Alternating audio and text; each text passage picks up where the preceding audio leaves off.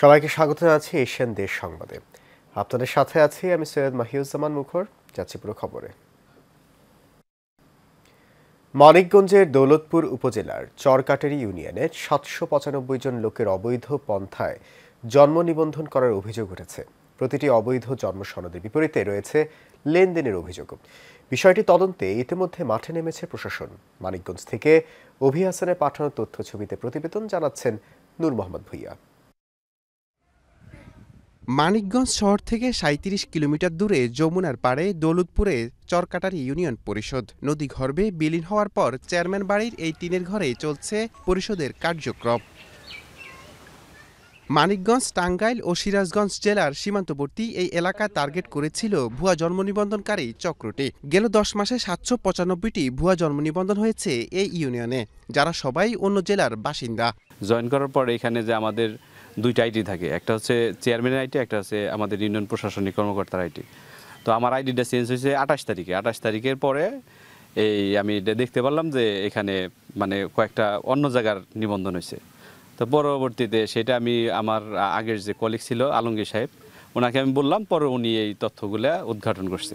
ধারণা করা হচ্ছে ভুয়া জন্ম নিবন্ধনকারী ব্যক্তিরা রোহিঙ্গা অথবা বিভিন্ন অপরাধের সাথে সংশ্লিষ্ট হতে পারে। মোটা অঙ্কের টাকার বিনিময়ে জনপ্রতিনিধি ও সরকারি কর্মকর্তাদের যোগসাজশে এসব ভুয়া জন্মসনদ দেওয়া হয়েছে বলে অভিযোগ উঠেছে। ২৩ সালের তো এই কাজ করা আরম্ভ করছে, ওই রোহিঙ্গা ভোটার টাকার বিনিময়ে এরা কাজ করছে। যেখানে চরকাটি ইউনিয়নে আমরা যখন জানতে পারি যে ৭৯৫ জন বহিরাগত এখানে জন্ম নিবন্ধন করেছে। আমাদের ইউনিয়নে একটা জন্ম নিবন্ধন তৈরি করতে গেলে দেখা যায় কাউরে ১০ দিন, কাউরে ১৫ দিন, এরকম বা ২০ দিন বা ১ মাসও ঘুরাইছে। এরকম ধরনের ঘটনা আছে, নজিরবিহীন ঘটনা। আমাদের কোনো প্রকারে এটা দেখতে দেয় না ওরা, কারে কারে করলো, কার কি করলো। কিন্তু ৭৯৫ হয়েছে, এটা সত্য সরকারের সব লোকই জানে। এরই মধ্যে সংশ্লিষ্ট মন্ত্রণালয়কে জানানো হয়েছে ঘটনাটি। তদন্তে মাঠে নেমেছে স্থানীয় প্রশাসন। এই ক্ষেত্রে আমরা প্রতিবেদন দিব। প্রতিবেদনের প্রেক্ষিতে মন্ত্রণালয় যে নির্দেশনা প্রদান করবে সেই ব্যবস্থায় নেওয়া হবে। তো সেক্ষেত্রে হয়তো বা সর্বোচ্চ ব্যবস্থায় নেওয়া হবে। স্থানীয়রা বলছেন, ইউনিয়ন পরিষদের চেয়ারম্যান সহ এই ঘটনার নেপথ্যে আছেন বড় কোনো সিন্ডিকেট। জড়িত সবার দৃষ্টান্তমূলক শাস্তি দাবি তাদের। নূর মোহাম্মদ ভুঁইয়া, এশিয়ান টেলিভিশন। চরের মাটি বিক্রিতে বাধা দেয়ায় পটুয়াখালীতে মোহাম্মদ রুহুল আমিন নামে একজনকে কুপিয়ে জখম করা হয়েছে। আহত রুহুল আমিন পটুয়াখালী সদর হাসপাতালে চিকিৎসাধীন আছে। জানা যায়, একই গ্রামের আব্দুস শিকদার গত ২৬ নভেম্বর লোহিলয়া নদীর চরের মাটি কেটে অবৈধভাবে বিক্রি করে। এ সময় রুহুল আমিন দেখতে পেয়ে চরের মাটি বিক্রিতে বাধা নিষেধ করে। এতে ক্ষিপ্ত হয়ে সালামসহ ৭ থেকে ৮ জন রুহুল আমিনের ওপর হামলা করে।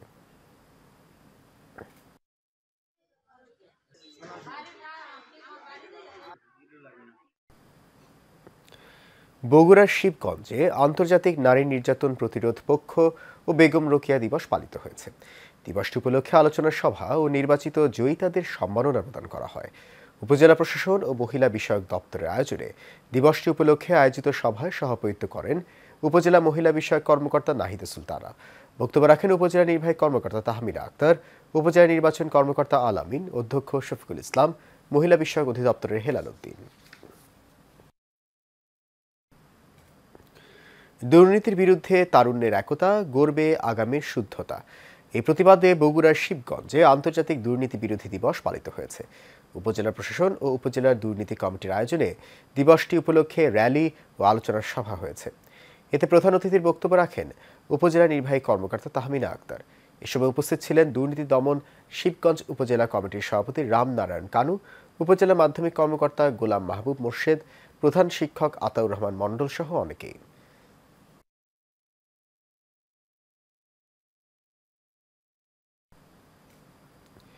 ঢাকা উত্তর সিটি কর্পোরেশনের সাবেক মেয়র আতিকুল ইসলামের ক্ষমতার দাপট কমেনি এখনো। সরকারি টাকায় করছেন লবলং নামে বাগানবাড়ির রাস্তা। ক্ষমতা দিয়ে মেয়র আতিক আওয়ামী লীগ সরকার ক্ষমতায় থাকা অবস্থায় তার বাগানবাড়ির রাস্তা সরকারি প্রকল্পভুক্ত করেন। এখন সরকারি টাকা ওই রাস্তার কাজ চলছে। সরেজমিনে গিয়ে জানা যায়, ধনুয়া গ্রামে ঢাকা উত্তর সিটি কর্পোরেশনের সাবেক মেয়র আতিকুল ইসলাম ও তার এক বন্ধুর প্রায় ৭৫ বিঘার একটি প্রজেক্ট রয়েছে। ওই প্রজেক্টে আতিকুল ইসলাম গড়ে তুলেছেন এক বিশাল বিলাসবহুল বাগানবাড়ি। এদিকে ঢাকা উত্তর সিটি কর্পোরেশনের সাবেক মেয়র আতিকুল ইসলাম মোহাম্মদপুর থানার একটি মামলার আসামি। গত ১৬ অক্টোবর মোহাম্মদপুর থানা পুলিশ তাকে গ্রেফতার করেছে।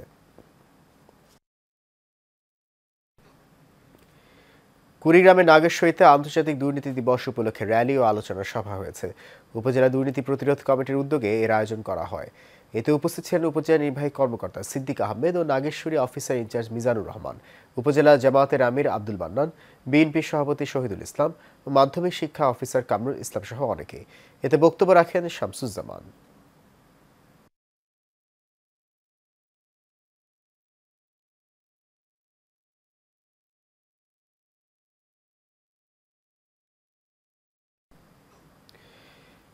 সিভা ফ্রিডম ইন্টারন্যাশনাল স্কুল ও শিশু বিকাশ institute children with special needs department of সিভা এর যৌথ আয়োজনে চট্টগ্রাম জেলা শিল্পকলা একাডেমি মূল অডিটোরিয়ামে অনুষ্ঠানের আয়োজন করা হয়।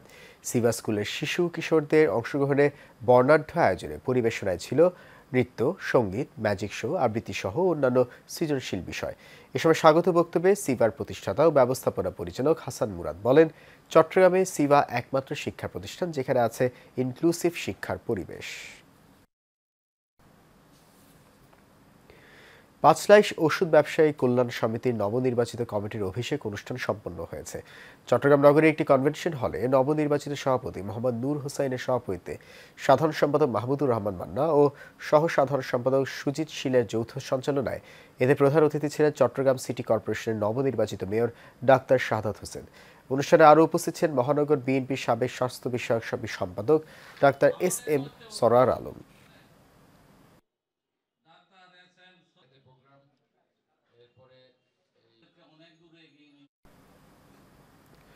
গাজীপুরের কাশিমপুরে কমিউনিটি পুলিশিং কমিটি উপলক্ষে আয়োজিত মাদক চুরি, ছিনতাই, ডাকাতি, বাল্যবিবাহ, নারী ও শিশু নির্যাতন প্রতিরোধে আলোচনা সভা অনুষ্ঠিত হয়েছে। গাজীপুর মহানগর কাশিমপুর ১ নং ওয়ার্ড মাধবপুর কেন্দ্রীয় জামে মসজিদের মাঠে কাশিমপুর থানার উদ্যোগে এই কমিউনিটি পুলিশিং সভা অনুষ্ঠিত হয়। কাশিমপুর থানা বিএনপির সিনিয়র যুগ্ম সাধারণ সম্পাদক এনায়েত হোসেন মোল্লার সভাপতিত্বে প্রধান অতিথি হিসেবে উপস্থিত ছিলেন গাজীপুর মেট্রোপলিটন পুলিশের কোনাবাড়ি জোনের সহকারী পুলিশ কমিশনার সুবীর কুমার সাহা। এ সময় আরও উপস্থিত ছিলেন কাশিমপুর থানা অফিসার ইনচার্জ মোহাম্মদ সাইফুল ইসলাম, সাধারণ সম্পাদক আলমগীর হোসেন মণ্ডল সহ স্থানীয় গণ্যমান্য ব্যক্তিবর্গ।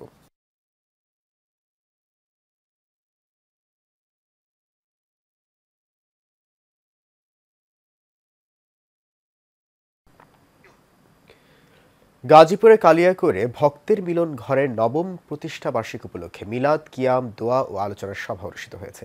রবিবার উপজেলার লতিফপুর এলাকায় ভক্তের মিলন ঘরের আয়োজনে এই অনুষ্ঠানটি অনুষ্ঠিত হয়। অনুষ্ঠানে সভাপতিত্ব করেন ভক্তের মিলন ঘরের সভাপতি ও বৈরাবরী দরবারের গদিনশীন পীর আব্দুল আলিম অভি। অনুষ্ঠানটি সঞ্চালনা করেন ভক্তের মিলন ঘরের সাধারণ সম্পাদক শেখ মোহাম্মদ মালিক। এ সময় প্রধান অতিথি হিসেবে বক্তব্য রাখেন কেন্দ্রীয় বিএনপি নির্বাহী সদস্য কালিয়াকৈর পৌরসভার সাবেক মেয়র মোহাম্মদ মুজিবুর রহমান।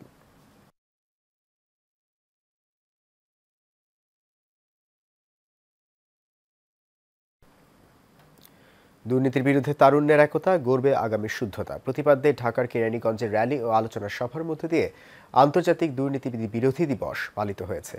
সকালে উপজেলার সভাকক্ষে কেরানীগঞ্জ দুর্নীতি দমন কমিটির সভাপতি বেদৌরা আলী শিমুলের সভাপতিত্বে ও কাউসার আহমেদের সঞ্চালনায় আলোচনা সভার সহকারী কমিশনার ভূমি মনীষা রানী কর্মকার প্রধান অতিথি হিসেবে উপস্থিত ছিলেন।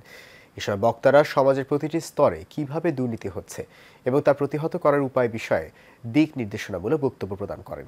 এর আগে একটি বর্ণাঢ্য র্যালি উপজেলা চত্বর প্রদক্ষিণ করে।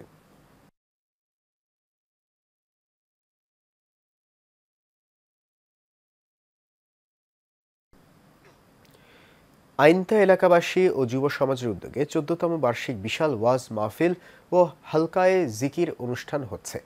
উক্ত ওয়াজ মাহফিলে সভাপতিত্ব করবেন কাজী মোজাম্মেল হক মিন্টু।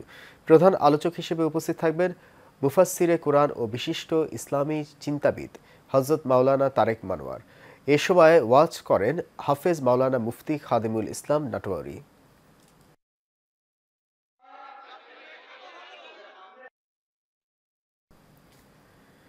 ঝালকাঠির নলছিটিতে জয়িতা অন্বেষণে বাংলাদেশ শীর্ষক কার্যক্রমের আওতায় শ্রেষ্ঠ জয়িতাদের সম্মাননা প্রদান করা হয়েছে। উপজেলা পরিষদ মিলনায়তনে উপজেলা মহিলা বিষয়ক কর্মকর্তা কার্যালয়ে এই সম্মাননা প্রদান অনুষ্ঠানের আয়োজন করা হয়। এই মহিলা বিষয়ক কর্মকর্তা নাসরিন আক্তারের সভাপতিত্বে অনুষ্ঠানে প্রধান অতিথি ছিলেন উপজেলা নির্বাহী অফিসার মোহাম্মদ নজরুল ইসলাম। বিশেষ অতিথি ছিলেন উপজেলা লেডিস ক্লাবের সভাপতি ফারহানা খান মিথিলা। পরে অতিথিরা উপজেলার শ্রেষ্ঠ জয়িতাদের হাতে সম্মাননা স্মারক ও সনদপত্র তুলে দেন।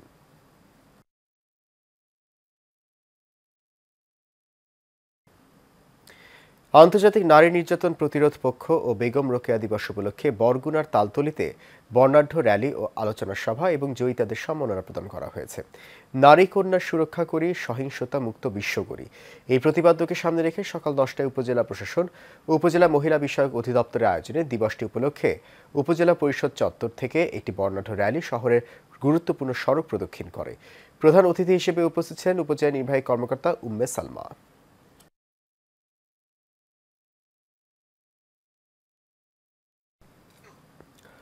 দুর্নীতি বিরোধী দিবস উপলক্ষে মানিকগঞ্জের শোভাযাত্রা ও দুর্নীতি দমন ও প্রতিরোধে করণীয় শীর্ষক আলোচনা সভা অনুষ্ঠিত হয়েছে।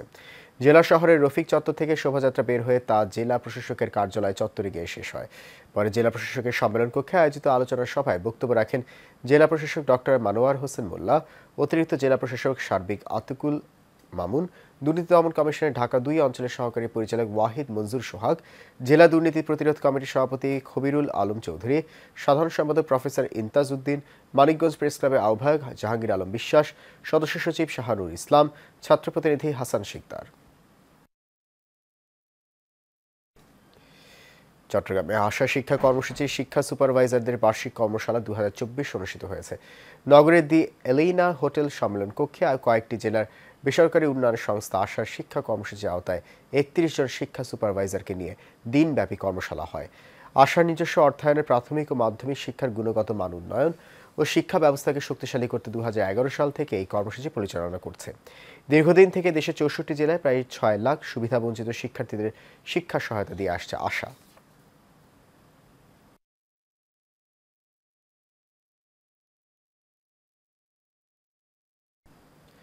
বিএনপির ভারপ্রাপ্ত চেয়ারম্যান তারেক রহমানের সকল হয়রানিমূলক মিথ্যা মামলা প্রত্যাহারের দাবিতে নারায়ণগঞ্জের 2500 উপজেলায় যুবদলের উদ্যোগে বিক্ষোভ মিছিল ও সমাবেশ অনুষ্ঠিত হয়েছে। দুপতারা ইউনিয়ন যুবদলের সভাপতি তাইজুল ইসলাম তাজুর সভাপতিত্বে সকালে উপজেলার দুপতারা ইউনিয়ন যুবদলের আয়োজনে এই সভায় উপস্থিত ছিলেন ঢাকা বিভাগীয় বিএনপি সহ সাংগঠনিক সম্পাদক নজরুল ইসলাম আজাদ, দুপতারা ইউনিয়ন যুবদলের সিনিয়র সহসভাপতি তানভীর সহ আরও অনেকে।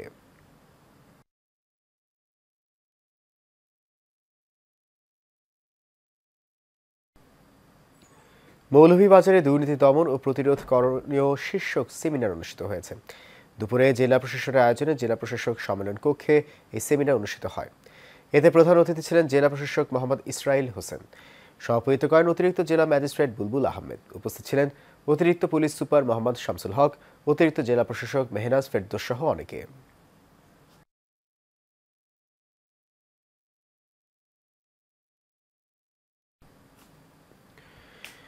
দুর্নীতির করাল গ্রাস জাতির করে সর্বনাশ, দুর্নীতির বিরুদ্ধে তারুণ্যের একতা, গর্বে আগামী শুদ্ধতা, এই স্লোগানকে সামনে রেখে সাভারে দুর্নীতি বিরোধী দিবস পালিত হয়েছে।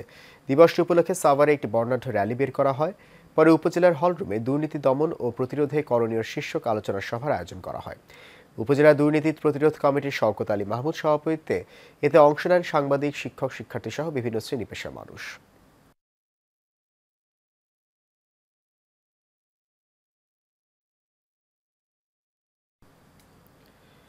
নোয়াখালীর সেনবাগের সমীর মুন্সিরহাট বাজারে ঢাকার খ্যাতিমান হক বেকারি অ্যান্ড সুইটসের 13তম শাখার শুভ উদ্বোধন করা হয়েছে।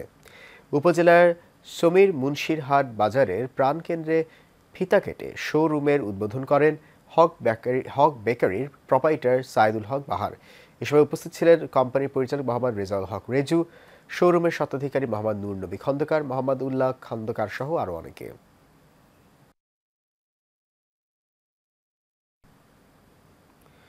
নওগাঁ 1 আসনের সাবেক সংসদ সদস্য বীর মুক্তিযোদ্ধা ডাক্তার মোহাম্মদ সালেক চৌধুরীর নেতৃত্বে নিয়ামতপুর উপজেলা সদরের বিভিন্ন জায়গায় লিফলেট বিতরণ ও পথসভা অনুষ্ঠিত হয়েছে। এ সময় উপস্থিত ছিলেন বিএনপি চেয়ারপারসনের উপদেষ্টা প্রকৌশলী খালেদ হাসান চৌধুরী পাইন, সাবেক বাহাদুরপুর ইউপি চেয়ারম্যান ইমরান হোসেন সহ স্থানীয় নেতাকর্মীরা।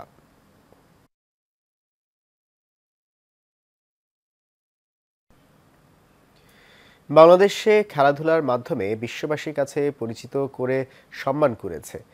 শুধু তাই নয়, মাদকমুক্ত সমাজ গঠনে খেলাধুলার বিকল্প নেই বলে মন্তব্য করেছেন চট্টগ্রাম সিটির মেয়র ডাক্তার শাহাদাত হোসেন। চট্টগ্রাম নগরীর আকবর শাহ থানাধীন পূর্ব ফিরোজ শাহ কলোনি এলাকায় ফাহিম স্মৃতি short long night cricket tournament উদ্বোধনী অনুষ্ঠানে এ কথা বলেন তিনি।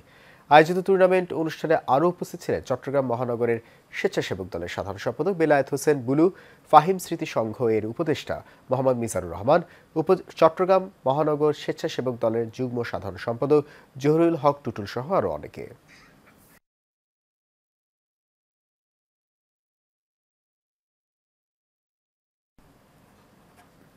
এশিয়ান দেশ সংবাদ এই পর্যন্ত। আমাদের পরবর্তী সংবাদ দেখার আমন্ত্রণ রইল। এতক্ষণ সঙ্গে থাকার জন্য অনেক ধন্যবাদ।